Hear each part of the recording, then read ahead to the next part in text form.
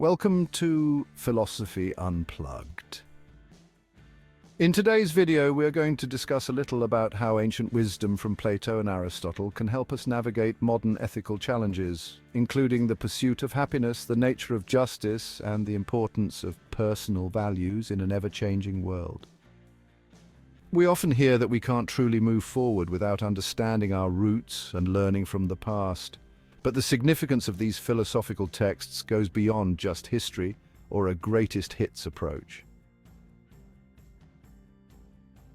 In today's world, we face a real danger of losing sight of what it means to love what is noble. Many people now, consciously or not, embrace a radical form of moral relativism. They change their views on fundamental issues like the beginning and end of life, family, sexuality, and children, not by standing on a higher moral ground, but by putting blind trust in tolerance, privacy, and rights. We soften our stance on previously objectionable things to accommodate and avoid upsetting others, often through an emotional appeal to pity.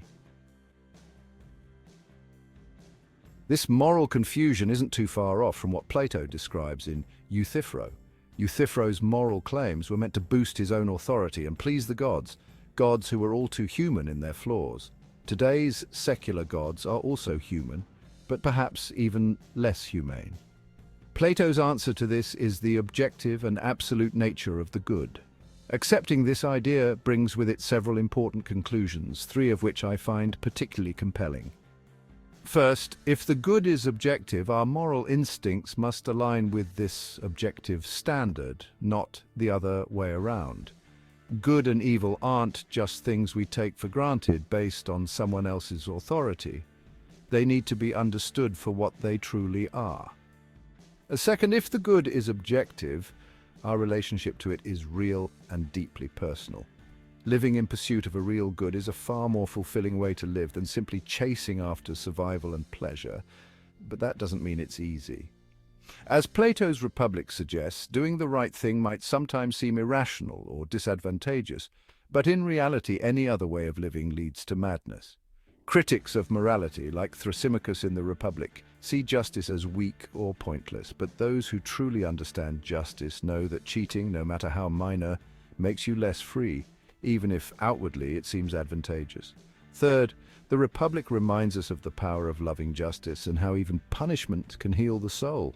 Plato champions justice as the medicine for our souls and as a key motivator in the education of others. Aristotle's ideas are just as relevant today. People respect the desire for happiness, and some even treat it like a new kind of religion.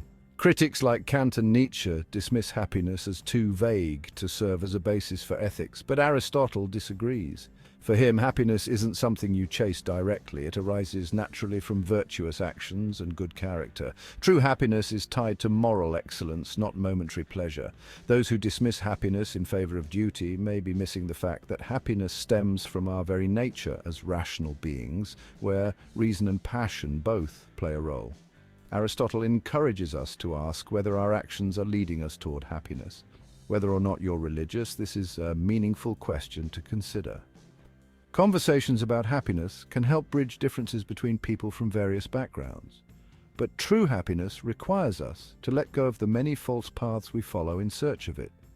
The widespread unhappiness in the world today is a clue that happiness isn't relative. It's something noble and worth pursuing, even if it's difficult. Still, Plato and Aristotle's ethical systems aren't without flaws. They didn't fully grasp the inherent value of the individual.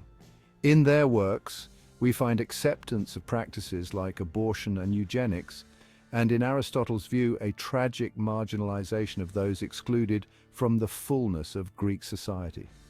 Greek ethics eventually met the law-centered ethics of Judaism and the Judeo-Christian belief in the supernatural destiny of each individual. This encounter between the ethics of happiness and the ethics of personal value is a conversation that continues today. However, both Aristotle's Nicomachean ethics and Plato's quest for the knowledge of the good remain powerful guides toward a life of human flourishing and care for others. Thanks for watching. If you found this video insightful, like, share, and subscribe to Philosophy Unplugged. Let us know in the comments what ideas you think will move into the mainstream next. Until next time, keep questioning and stay curious.